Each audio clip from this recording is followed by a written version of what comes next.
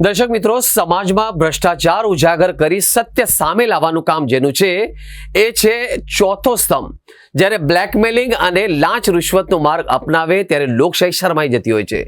નવસારીમાં આવી જ એક ચોંકાવનારી ઘટના સામે આવી હતી, જ્યાં ભ્રષ્ટાચારના સમાચાર ન છાપવા અને મામલો થાળે પાડવાના અવેજમાં 51,000ની લાંચ માગનાર એક પત્રકારને એન્ટી કરપ્શન બ્યુરોની ટીમે રંગે હાથે ઝડપી પાડ્યા હતા.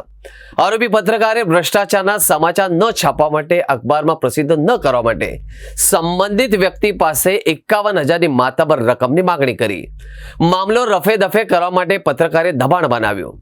કંટાળેલા અરજદાર વ્યક્તિએ લાંચ આપવાના બદલે ભ્રષ્ટ પત્રકારને પાઠ ભણાવવાનો નિર્ણય કર્યો.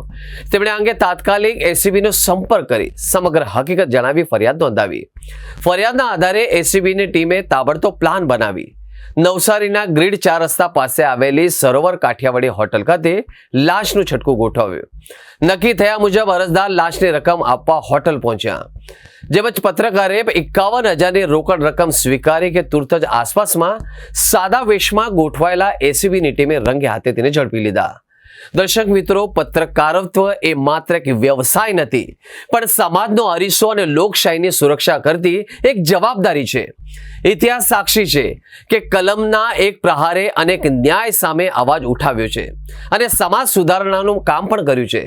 પરંતુ જ્યારે આ જ કલમનો ઉપયોગ સત્ય ઉજાગર કરવાના બદલે અંગત સ્વાર્થ, દાગ ધમકી અને ઉઘરાણી માટે થવા લાગે ત્યારે પત્રકારત્વની પવિત્રતા સામે ગંભીર પ્રશ્નાર્થ ચિહ્નો ખડો થાય છે.